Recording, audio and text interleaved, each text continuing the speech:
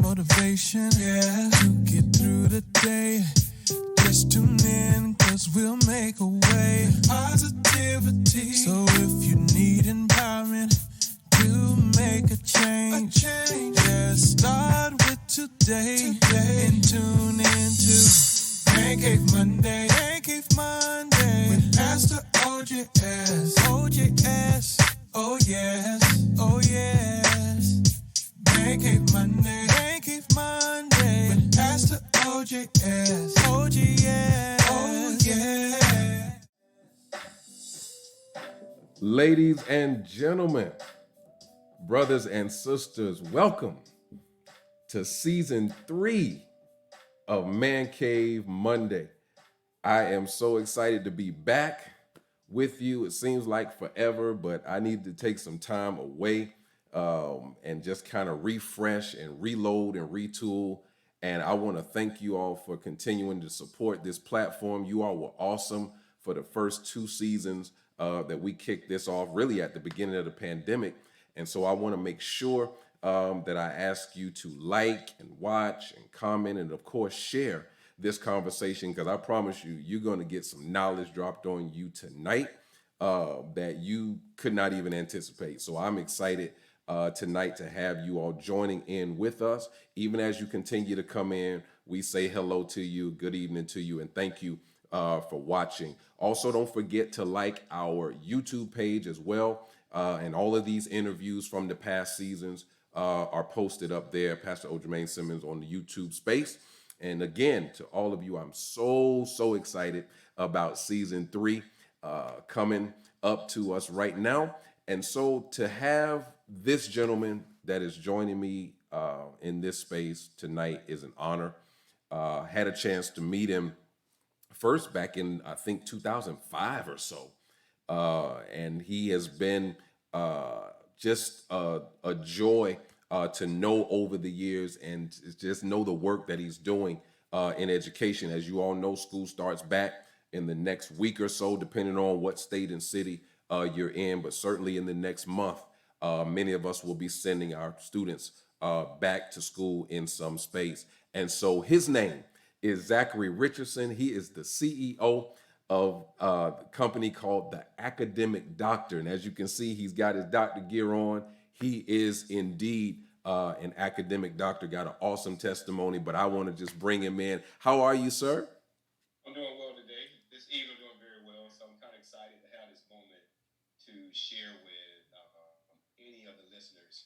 Yeah. Make sure that we start this year off right. So we're going to have fun tonight. It's going to be a great conversation. And again, just to give people some reference, you and I met over a decade and a half ago. And I was introduced to a space called the Character Center. And that was another one of your efforts for our community. And I mean, gosh, to know what that meant to so many, a whole generation of students, and to know what you're doing for students. Now, tell us a little bit about yourself for those that don't know you. Well, I tell people I love to start off by saying my name, I am Zach Richardson. Or better yet, like Ohio State, I am the Zach Richardson. We all have to understand that we are individualized. And I like to joke about I'm one of the best swimmers in the world.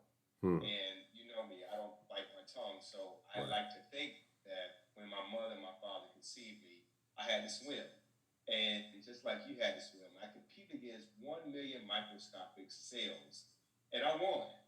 And so the reality is, because I won and you won, we're able to have a discussion tonight. Had we come in second place, we wouldn't be here. So for me, my mindset is to remind all the listeners, as well as kids around the world, that no matter how bad things may appear, you had victory from the onset. And there was losers, but you happen to be this winner. And so if you was able to beat 1 million within your mother's womb, you most definitely can beat 1 million outside. So that kind of gives you the background of my story. Yeah. I am a product of a broken home, like many of us are. And I was fortunate to have someone to take me in when my mom and dad went separate ways. My dad was a pharmaceutical sales rep. The only problem is he didn't have a license. And when you don't have a license, you know what happens, right? Right. When they, the DEA, they came in and paid a little visit, and my father served life in prison. must say that that was very difficult. And my mom was a single mother trying to raise three boys and two girls. And it was very difficult for her. So I found myself being raised by someone other than my mother. Hmm. So that's kind of that's the start off. All And right. it So just now, took. what city and state were you raised in? I was located in the beautiful state, sunshine state of Florida, but at the time I was down in St. Petersburg. All right. Down in St. Petersburg when this took place, Pinellas County, Uh huh. considered one of the, I'll be careful, worst school districts in the country. They Hmm. used to refer to it as a failure factory for good reason. Hmm. And now they're trying to come out that hole. But I was a part of that failure factory back in the 70s. I was diagnosed with a condition called autism, All right. also with dyslexia, which means a dysfunction in language. All right. So, with all that happening, I was able to overcome some academic hurdles once I was placed in the right environment.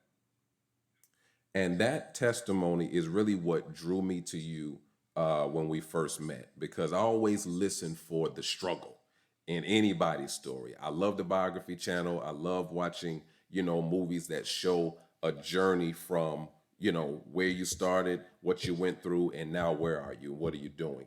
That is what drew me to you, that autism piece, the fact that you overcame all of that. And what people are going to learn in the next half hour or so is you have mastered this game of education, the game that's being played with our children, quite frankly, children of color, children in urban and underserved, underprivileged areas. You have literally learned the game and mastered it, and now you're using those tools to empower young people, including our own son. JJ, you have empowered him and are continuing to do so, and so many other young people. So tell us about your journey and how you got to where you are now as the academic doctor. How that come about? What's so beautiful about what you're saying is that you use the term game. And so, if we're going to play this game, I need for all the listeners to have a sheet of paper and a pencil to take notes. It does not behoove you to listen in if you don't take away some nuggets from this discussion. For sure. One thing I can recall, the woman who adopted me, Miss Dorsey, she taught me about game, GAME.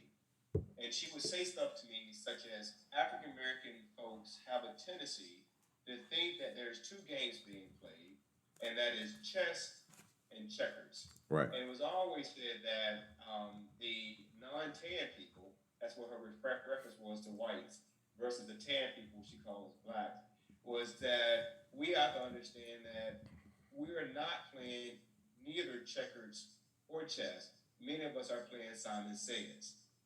We get up Hmm. every day, we do what somebody told us to do, we go back home, we complain, we get up and do it all over again. And once you decide to break that mold, you're out of the game. But it seemed like in the first round, everybody get out and lose because we get ready to play the game every day. And she said, but the true man or woman of Christ, or just a human being, they play a game called Sudoku. She said, because at the end of the day, what you do is you're playing by yourself, and that there is a certain number of hours allocated daily that you get a chance to do it all over again. But whenever you have an opponent, you have a chance to lose. But when you're playing by yourself, you always win if you believe you are a winner. Okay. And you have to allocate your time in the right fashion in order for you to be successful. He says, so Zach, I want you to always play Sudoku. Don't waste your time playing chess and checkers because you got opponents. You are your greatest opponent. Put your time where it needs to be and become the best person that God has created you to be. Wow. And don't make excuses. And that was the thing that was the catalyst to change. So as a young man, I was learning how to play Sudoku when I was just in the third grade. And Wow. she taught me very well. So I never lost sight of that. I don't like Simon Says. And chess and checkers can be a little bit boring. And I despise chess. And some people play chess because the white piece always go first. Mm. Right? That part. So I had to learn how to develop into the person God called me to be. Yeah. To answer that question very, very succinctly, it was because I got tired of seeing so many minority students doing so poorly that I had to transition from being a non-for-profit character center agency where I would just go out with my mascots and have a song and pony and dog show. And then at the end of the day, nothing ever got done. They will hear me motivation to get them all roused up, and then I am going up against a district who just don't get it. So when these little brown children who are being entertained will leave me and go back in the classroom, the teachers wouldn't do anything differently. So all the motivation I've instilled in them contradicts what they're seeing in the schools. Wow. And so that's when I decided to launch the academic document. And that became your passion, that became your life's work. I've always had an affinity for students, and early childhood education was my undergrad major. Third generation teacher, grandparents, parents, at some point, all have taught in the classroom. My mother just retired some years ago from teaching, elementary school. So I declared early childhood. And one thing I found when I was placed at a school in Atlanta Public School System, teaching fourth grade at the time, I followed that class to fifth grade. Those standards, those state mandated standards, were the Bible for us. That's what they told us to teach. Now, I will say I came out of the best teacher education program in the world at Morris Brown College. They've always been known for turning out great teachers. But when we were placed, you run into a system where, again, that game that's being played is test score driven. And those standards, and you got to put the standard on the board, and you got to teach the test pretty much. And forget differentiating instruction, forget how our babies learn, forget the diversity within the classroom structure, whether they're all African American or not, we all still learn differently. And so I found myself banging my head against the wall most days, because how do you get through when you are forced as a teacher to work within that structure? And so a lot of what you're talking resonates with me, because I felt that struggle as a classroom teacher. Yes, absolutely. I agree with you 100%. But I listened to what you said so passionately is the fact they tell us what to teach in order for us to teach to the test. They never tell us what we can't teach. Mm. And I'm one of those kind of brothers that's cutting edge that if you give me a little bit of space, I'm going to take over. So I'm going to do what you ask me to do. And then I'm going to add my little special sauce to it.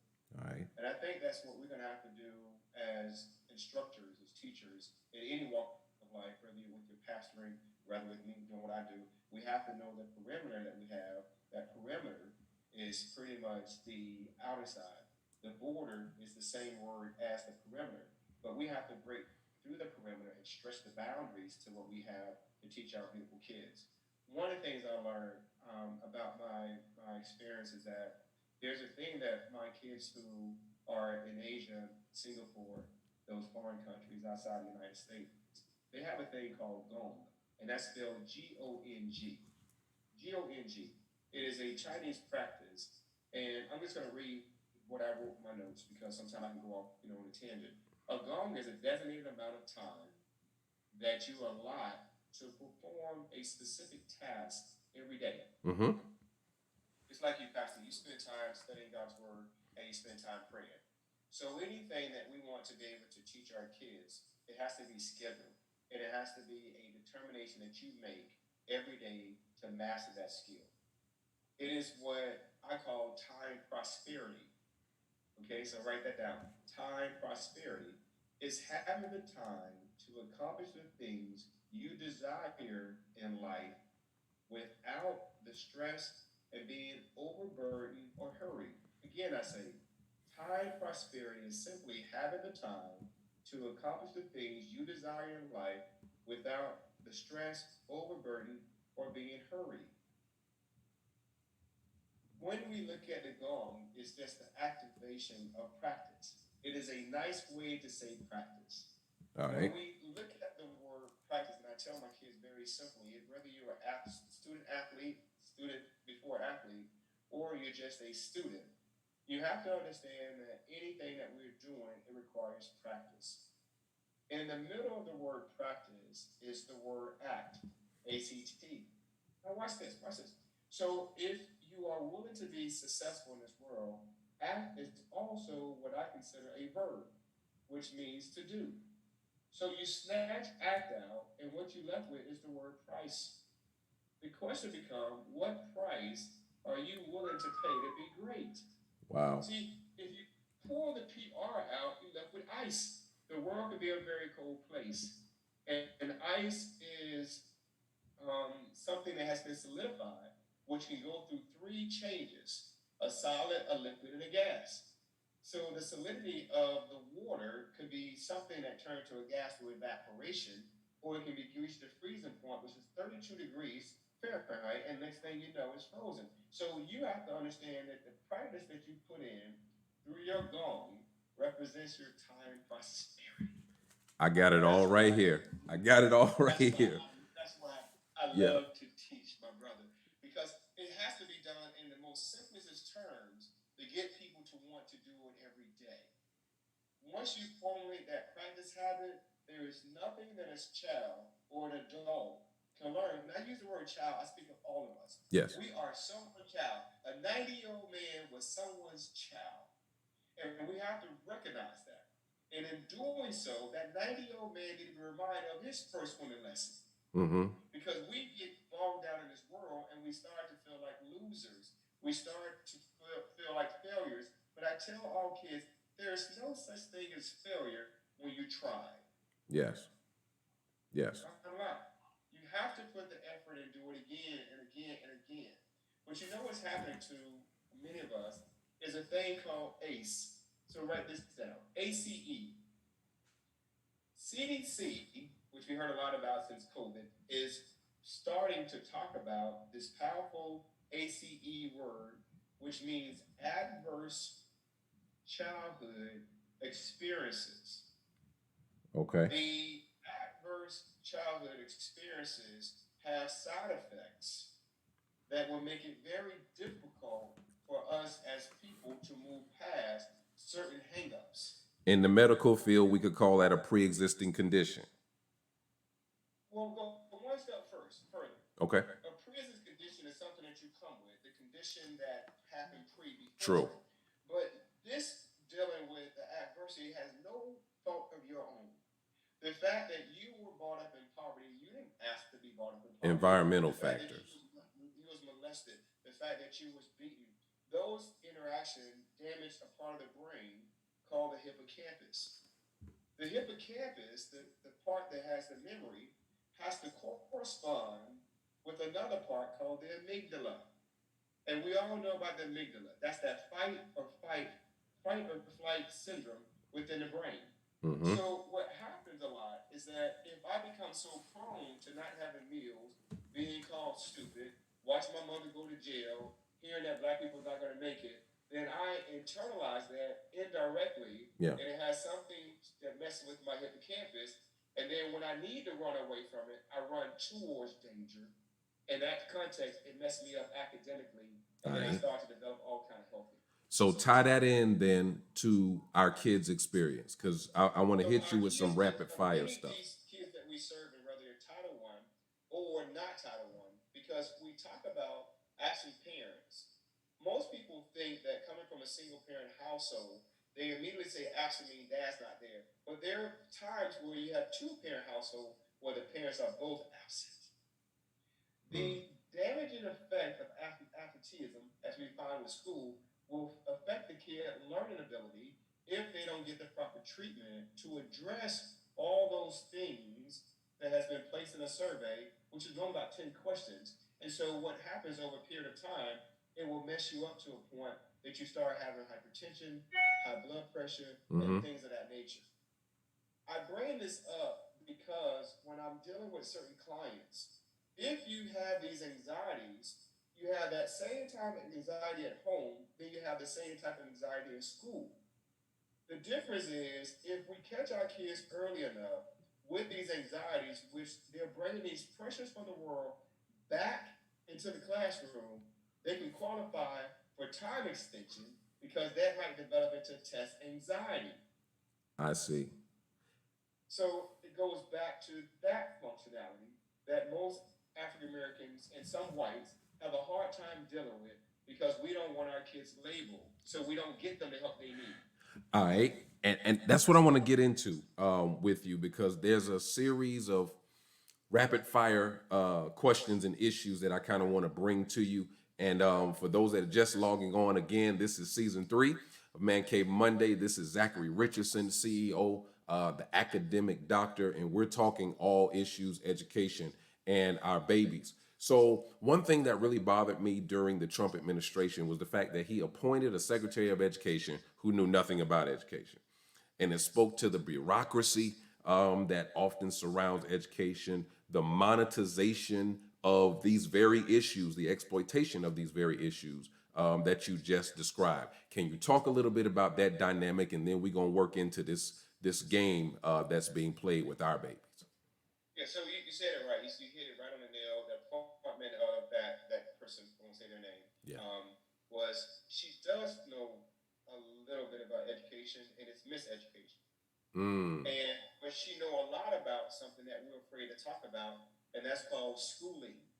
All right. That's when you take education all the way out of the picture and you monetize what we call FTEs, which is full-time enrollment. Okay. What we have to be able to do now is understand our dollar worth, just like they were able to. Be careful, sorry. They were able to bring us over here and sell us and all those wonderful things. Right. They continue to do that by placing a dollar tag on us. So, for example, if we took Leon County for an example, the FTE's full-time enrollment is the dollar amount that's reimbursable for every student to be educated within our district.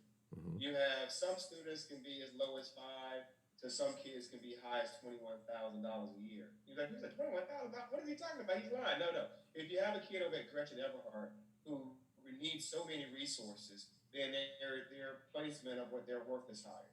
Wow. Most Title I school kids yield a great return on stakeholders' dollars because these kids may have IEPs.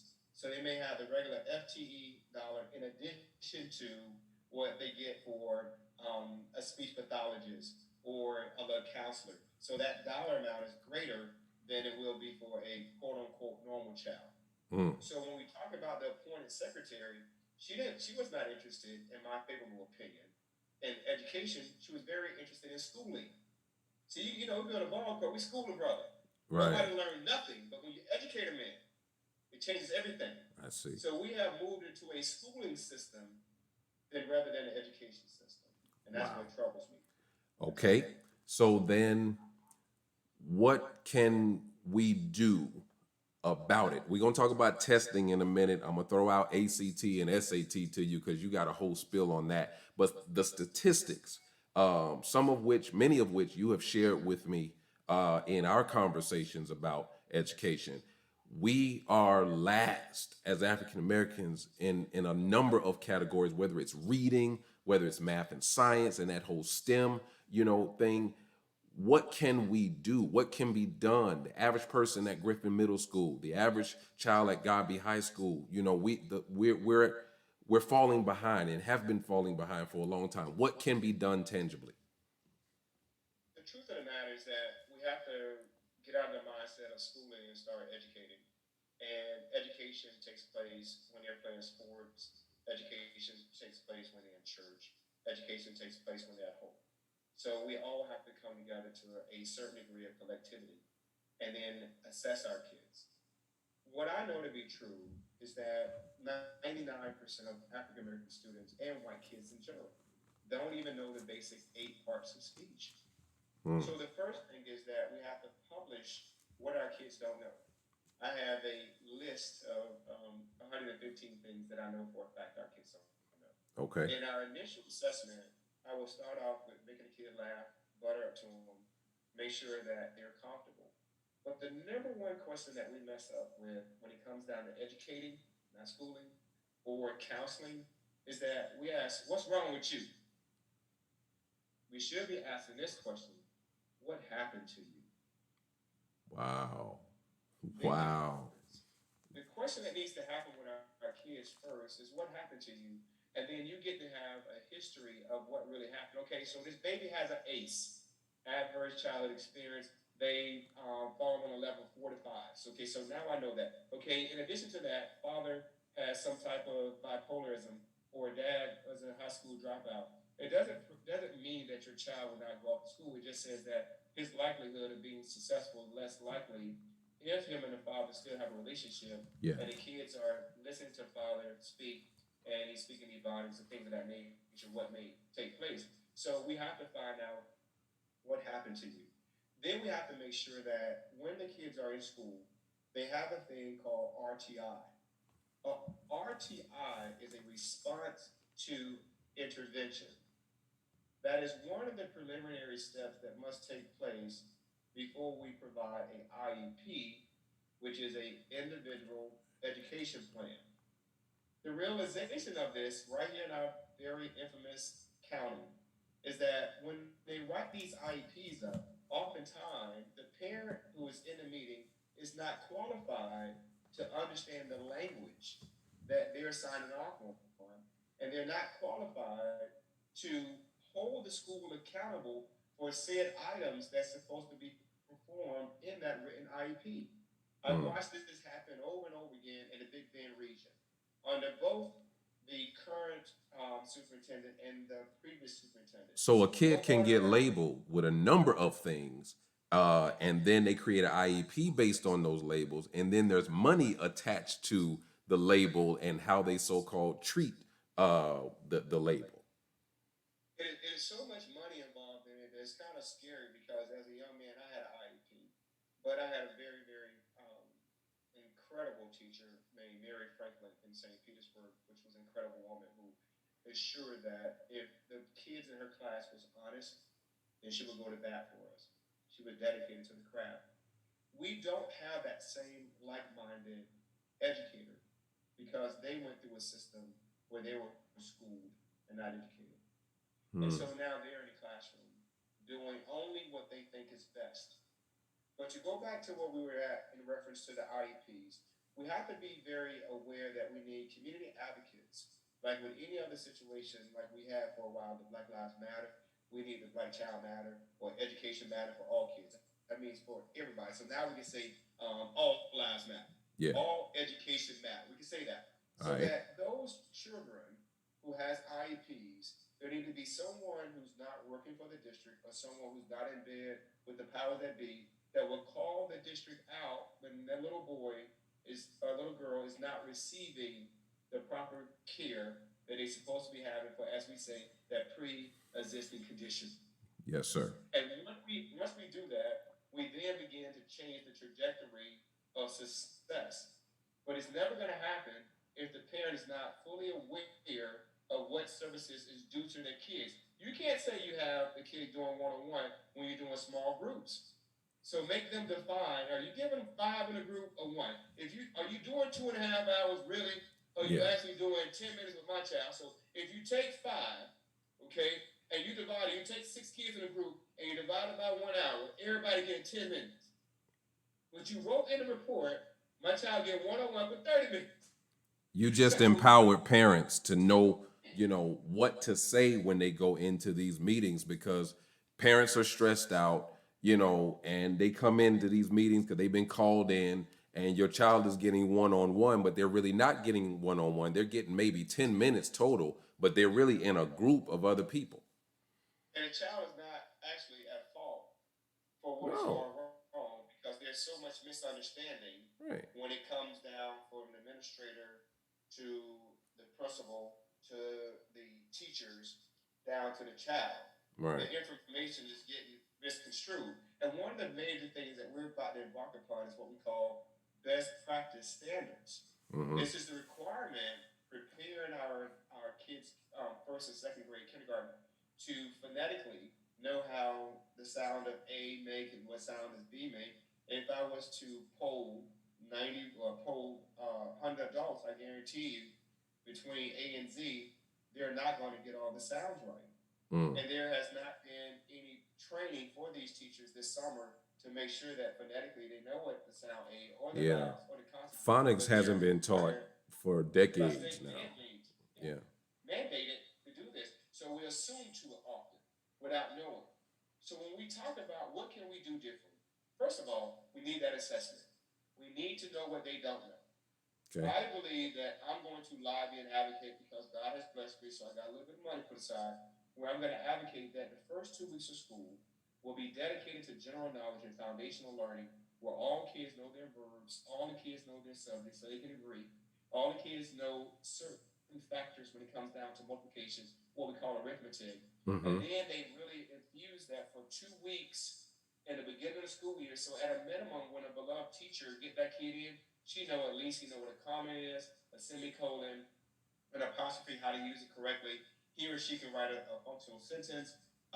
That this kid can do fractions, decimals, and percentages at a minimum. And Yeah. so that changes a lot because the teacher's not overburdened with having her 24 peers in the classroom, but you have four subgroups. You have six that's below, six Mm-hmm. that's below, then you got a six on grade level, then you got six above. So she has these subgroups that she has to teach in the middle to, and it never works Right. out that way.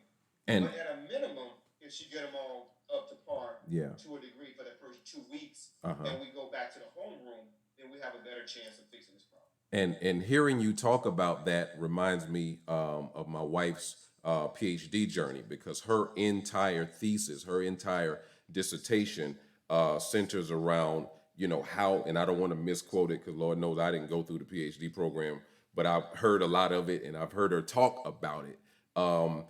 That idea of a spiral curriculum, finding out what our kids don't know, because she's at the collegiate level. And by the time they get to her, at freshman year or sophomore year, junior year, they don't know stuff from seventh grade math.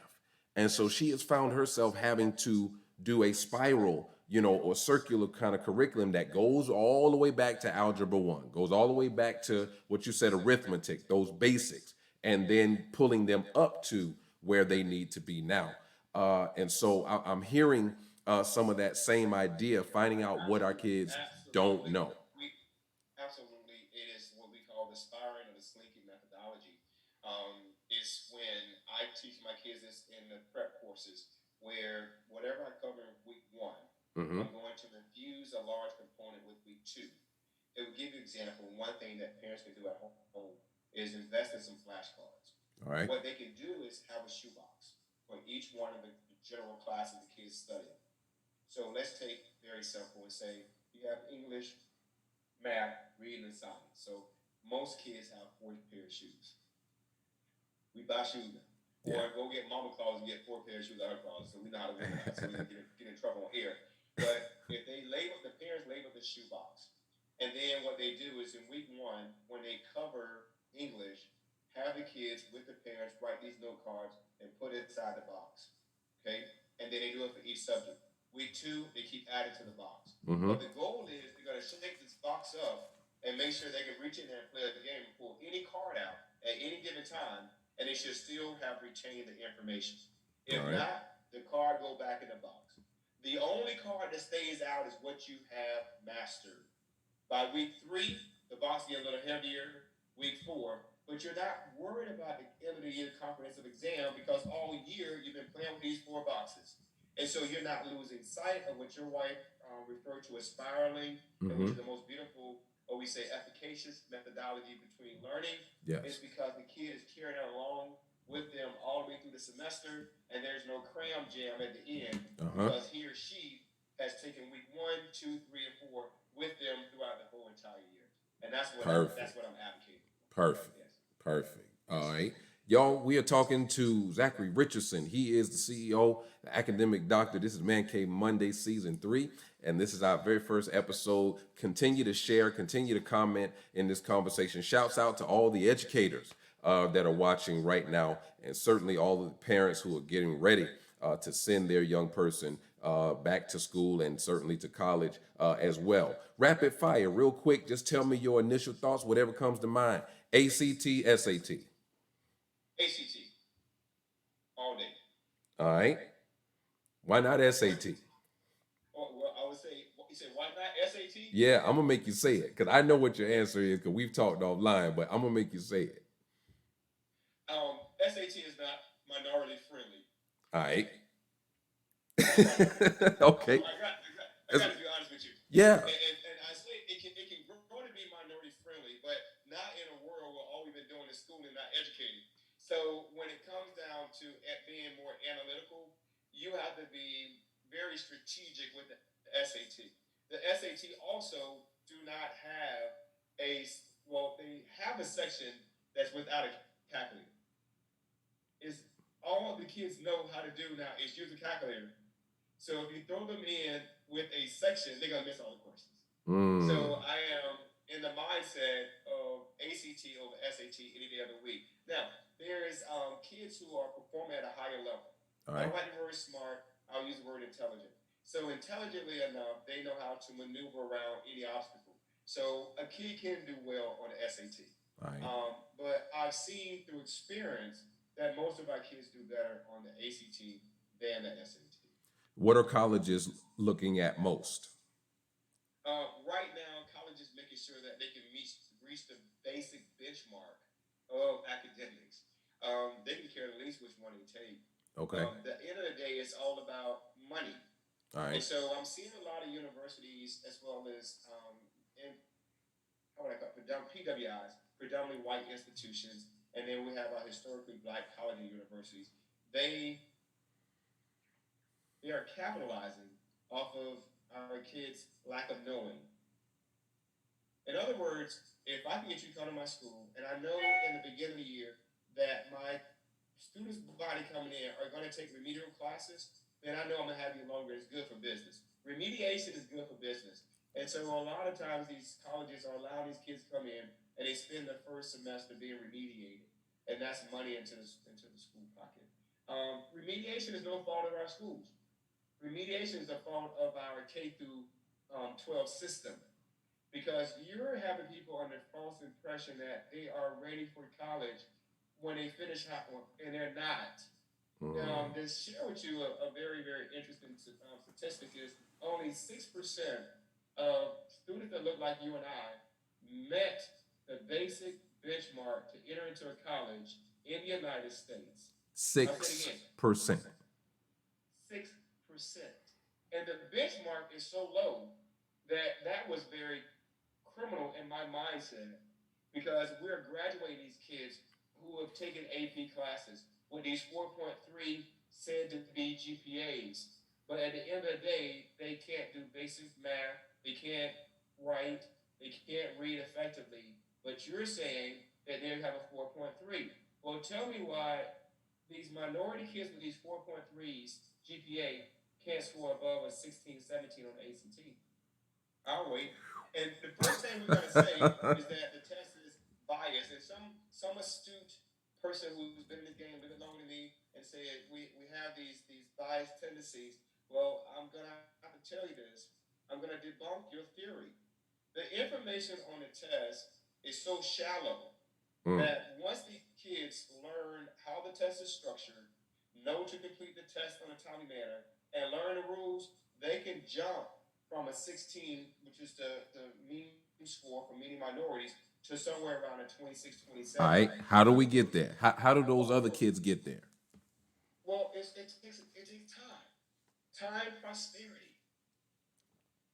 You have to be able to and be willing to let these little young lives spend and require 1 hour a night practicing academics. I tell parents all the time, this is what you do. Many of our kids are gamers.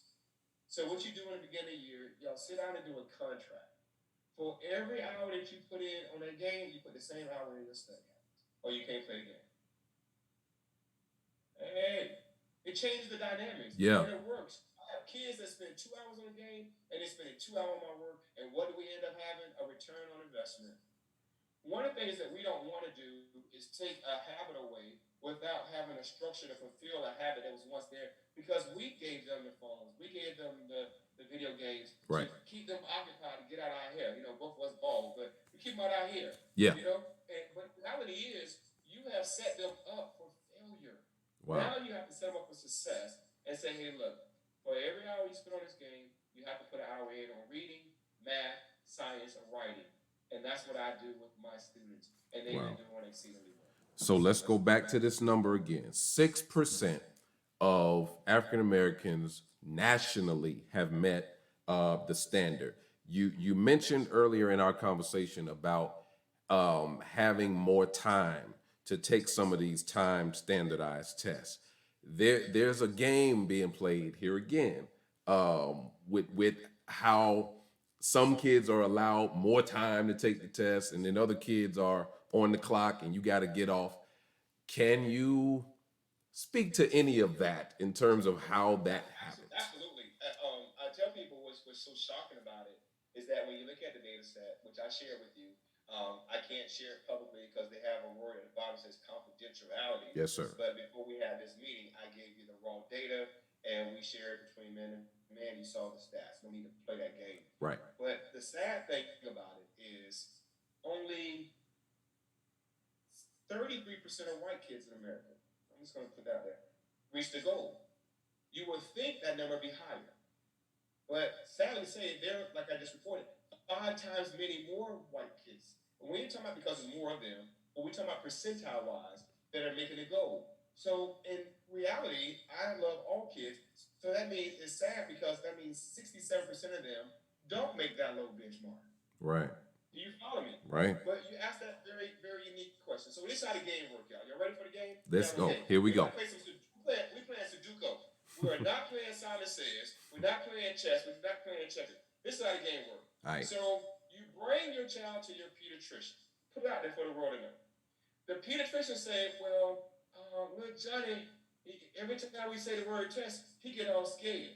So what happened, little Johnny gets a diagnosis of test anxiety, which means that Johnny gets time and a half now. No, not ADD, not ADHD, none of that stuff. Because that ADHD requires medication. And that stigmatizes you too. These parents that many of them don't look like us, they know the game which been played since 1619. But the reality is we don't know that same game. So what happens is that kid gets time and a half. Now, I'm seeing more minority parents having their kids go to a pediatrician. But here lies the problem. What if you can't afford a pediatrician? You go to the public health department. You're never going to get that type of intel. The relationship between having that intel and being allowed a time extension without being medicated is the golden ticket. Because, to give an example on the English part, if I gave you 75 questions and you only get 45 minutes, that's going to be very difficult to do. If I gave you math, you got 60 questions, and you have 60 minutes, you get 1 minute per problem.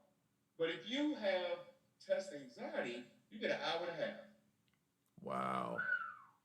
That 30 seconds is huge when it comes down to reading word problems and then being able to determine if this is Pythagorean with a squared plus b squared plus c squared versus knowing when are we going to use this formula for finding midpoint. That is an advantage. And then the same thing with your reading. You normally you got 40 questions, 35 minutes. Now you get 17 minutes per subsection. Science, same thing. And this is what changed the equation. Now, I'm going to tell you what I did, okay? It was very ethical. I took a group of minority, low-performing, single parents, some incarcerated parents, kids, in our district, I won't say the school, and I gave these same students who, I won't say the race, time and a half, and I did my own proctoring, and I utilized a actual ACT test because, we digress. Most parents don't know, if you take an ACT in December, April, or June, you can pay $19. They will send you the actual test booklet and the answer sheets. Now I know what you missed, that part. So I took one of those prescribed test booklets and administered the test like you would normally do, and I gave those certain race of students time extensions, and they outperformed the other group. Amazing. Y'all, I hope y'all getting this game right now. This is not a conversation, just to kill time. This is empowering all of us to fight back and to fight for our children, our babies, our young people, our future, for that matter. And so I'm excited about where this is going. Just a few more, and then we're gonna try and see if we can put some closure into this conversation. Is it too late if I'm the parent of a 10th grader who has already fallen behind, or an 11th grader, or even a 12th grader who has fallen behind, maybe college is not for them, or maybe they do want to go to college route, but they've been so damaged by the schooling that you've mentioned. Is it too late? Give hope to the parent that's watching right now, to the young person that's watching right now who may feel like it's too late and they should have gotten on this 10 years ago. It's I would say to you is never too late. It's like someone needing oxygen and they still got life in their body, and you have a chance to sit back and watch them die, or you can give them CPR. It could be like a heart attack person, like within church, and you have what we call automatic external defibrillators, which would jumpstart the heart. You Yeah, know they are going through it. Put the paddle on them, wake them back up. clear. A lot of us are walking dead as it is already, and you got to be careful when you shake and wake up. Be careful. But in the same token, you have to have a sense of compassion. I believe that someone who went through a lot of changes in his life and still have some things I'm working through, that it's never too late to give people what they need. But they got to want it. And you have to show them that it's okay to want it.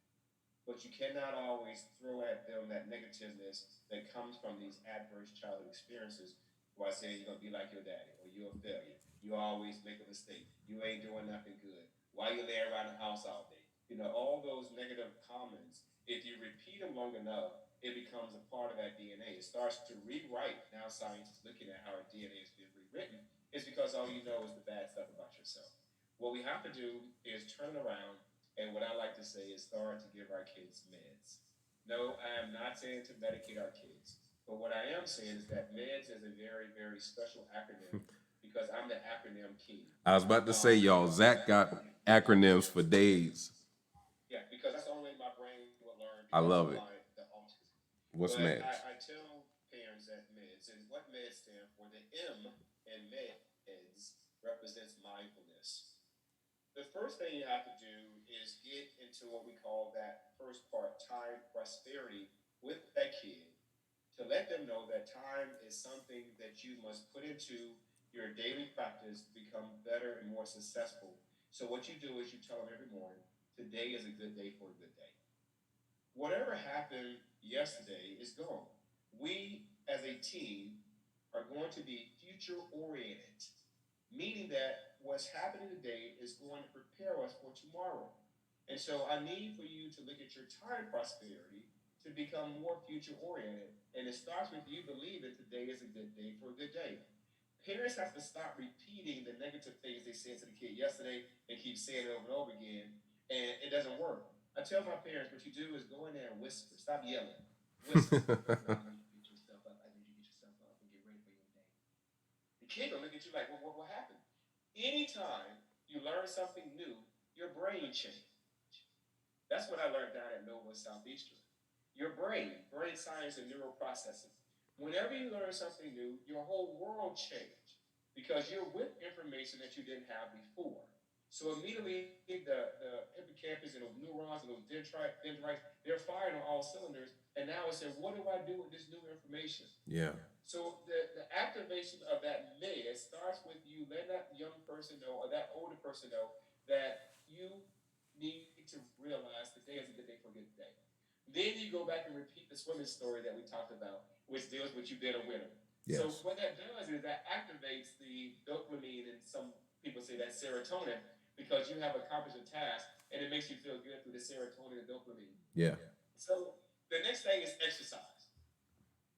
That's the E. We confuse exercise with what we see on social media. Everybody wants to show their muscles, and everybody got a personal trainer, and everybody look good. But internally, if we can evaluate the internal person, it don't look as good as the external person. That mental health thing is very important in exercising. Exercising a sense of discipline to say no. It's not always the physical, it's the mental exercise. I'm gonna say no to this because when you say no to something, you're saying yes to something else. When you Yes. say yes to something, you're saying no to something else. So you have to exercise your mind to be more disciplined. Number one. Also, we need to get more vitamin D in. And you can get your vitamin D through walking and getting that sunlight naturally. Mm-hmm. So to physically get up, out of our zone and go for a walk, maybe around the block a couple times, will have a greater impact on you than any other thing in this world because cardiovascular, you're allowing your body to get nutrients and oxygen, which we need for our brain to process. And we need the All same nutrients and oxygen to go to our heart.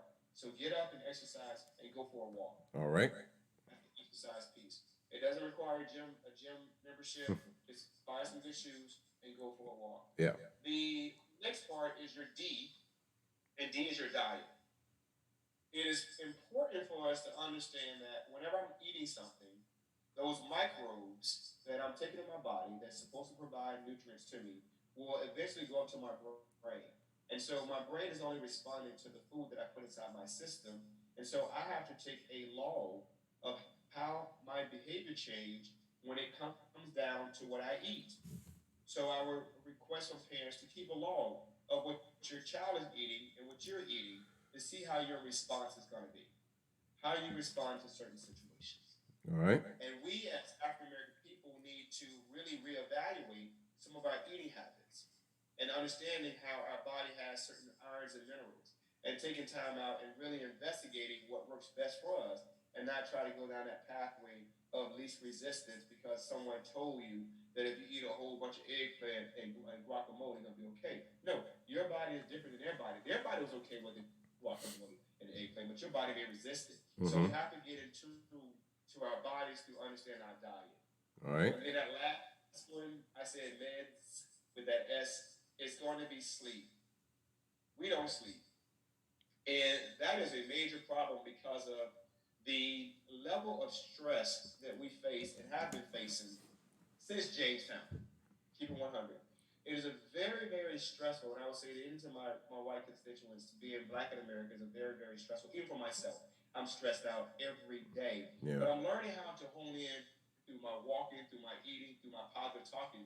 But it doesn't take me out of a position when I'm driving, and immediately I see that red and blue, and my hippocampus just say, "Oh Lord, that's police. Tell them what it is." Then my amygdala like, "Oh shit, sorry."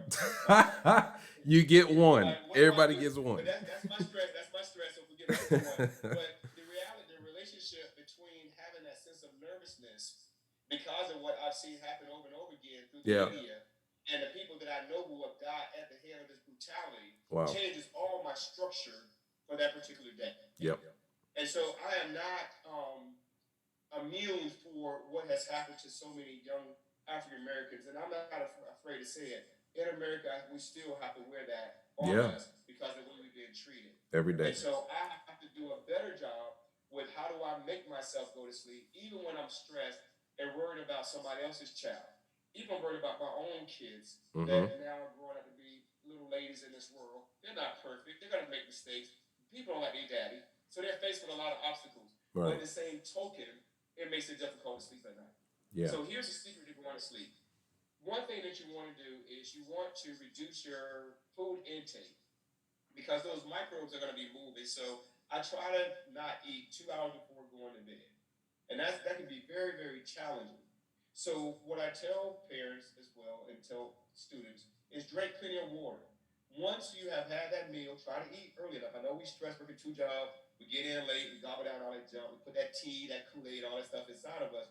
But what we have to be is become more disciplined and go with the water. And at the end of the night, drink some warm water. And then at least 2 hours before you go to bed. And then when you go to bed, set the temperature down lower in the house. If you don't have a good working AC, get your nice window fan, box fan. That's how we grew up. Put that fan on you. And then that you want your body temperature and the room temperature to be lower. So the room temperature should be lower than your body temperature. And then you go into a hibernating stage. Yeah, I know you spit knowledge right now, but you starting trouble in my house because certain people like to keep it cold in the house, and I hate being cold at night, and I have to turn it up. But I feel you. So what you do is if you in sharing that space with that somebody, then you get your extra blanket on your side, and then everybody gets you in trouble. You can't stay with me. So I'm gonna make sure everything stay good at home. So the reality is you get your extra little blanket, or one thing that you can do is put on some socks. If you go to bed with some nice socks on, it changes the temperature of your body, and it gives you that sense of warmth. Understood. So that, as we know, as our women begin to gracefully age, the Mm-hmm. body go through hormonal changes. And Yeah. so you have to be really understanding of that as well. Some of the Absolutely. signs of that is if you cold, bro, put some sauce on. Don't get it on truck, put some sauce on. Yeah. Get your extra Yeah. blanket on your side Yeah. and be good at it. Yeah. And then there's certain people in the house who don't pay no bills, but they love to turn the air and the heat up and down. And I'm like, you don't contribute to the utilities around here, so you don't get to change that. But listen, y'all, we're getting up on an hour right now, but we have been talking to Brother Zachary Richardson again, the academic doctor. He has more than proven that he knows what it is he's talking about, and he is invested in our young people for decades now. And I've been blessed to know him for these years. Now, how can people reach you?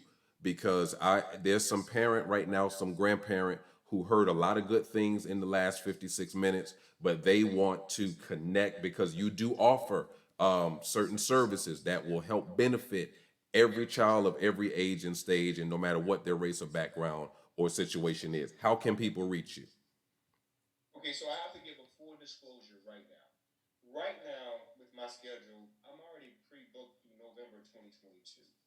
Okay. And most of the folks who already pre-booked us don't look like us in four different states. Mm-hmm. And so I've been having a very difficult time meeting my current schedule. And I don't want anyone on social media anywhere else to think that I am not being responsible or I'm not practicing time prosperity because I have a mindset within this big old head of mine, Hmm. believing that I can help everybody. And my time does not afford me that opportunity. I will give you my information, but please bear with me because it's very challenging right now when my books are filled. So the best way to reach me is my email address, which is Zack Mm-hmm. Richardson 23 at gmail.com. All right. And my cell phone, I'll give you my cell phone, is 850-559-1094. If I don't give you a call back within 48 hours, call me again. All right. The reality is, and I have to share this in your pastor, so I ask all the listeners and the viewers to pray for me. I'm with cancer. I call it a condition. And so I have a condition called Barrett's esophageal cancer. I've been fighting this for a while, and my time is very limited because I'm getting treatments and it's trying to stay on the up and up as I'm trying to build my go away plan. So I have my SWOT analysis, and I want more people to be able to join in and utilize this. So if God was to so politely take me home, I won't. This stuff won't be done in vain. So I'm building two other companies right now as we speak, which would allow Exactors to check out. Our students will still have Zach. I've already shot about 150 videos of all my best practices on each subject area. So that's what I'm doing Wow. right now. But my time is very limited Yeah. in what I'm able to do and provide. Well, and I appreciate your transparency. And as long as I've known you, and in the recent months that we have been connecting and reconnecting, I did not know what you just shared. So the world is hearing it for the first time, just as I'm hearing it for the first time. But But your boy look good though. I But I'm gonna tell mean, y'all something. I'm gonna tell you something. When you have done all that you can do and you have been obedient, coming out of a life that I wasn't obedient. I wasn't wrong. I did everything wrong under the sun. I broke all 10 commandments, bro. I'm leaving it like that. So, so once you finally get it together, and I tell any man or woman, that's why I say it's never too late. God ain't done with that. right, The maturity that I've had to exemplify, even being more humble, I used to be abrasive, but I've been more humble that I still have a lot of work to complete. But at the end of the day, I'm so grateful that the fact that I made 5 decades. When you think about Megger and Martin and right. Malcolm They didn't and make GL 40. and even Jesus, the boy Right. was gone before 50. Yeah. So God done did right by your boy. They was And gone then for before me, 40.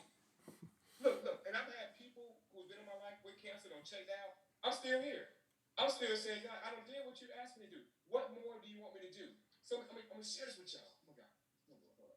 The beautiful part about it is when I pray, it's gonna be deep.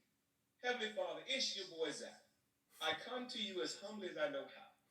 I'm asking you for the gifts and the talents of all those folks who you have properly placed in their life and they refuse to utilize them. Give their gifts to me, and when they're ready for them back, they can have them back. By that time, Father, I would know what they know and know what I know. Continue to utilize me and keep me alive because you know I'm so crazy, God. I'm going to do your will. Even if it attempts to fail, I will not fail because I don't believe in failure, Father. It's your boy Zach. Peace. That's how I talk to God. And so some days I wake up like, how do you know this stuff? Right. But I already commissioned, or better yet, I already went to Christ. And I already said, man, look, this is your boy. And I pray every day. It's so beautiful working with these lives, these young kids, these teachers, these administrators, because I sometimes go from 10 to 12 clients. And I pray 10 to 12 times before I count my meals in. So I'm praying 15 times a day. And my prayer for this kid is different from the other kid. So before we start, Joy will tell you, we pray first. I'm going to ask you, what happened to you this weekend?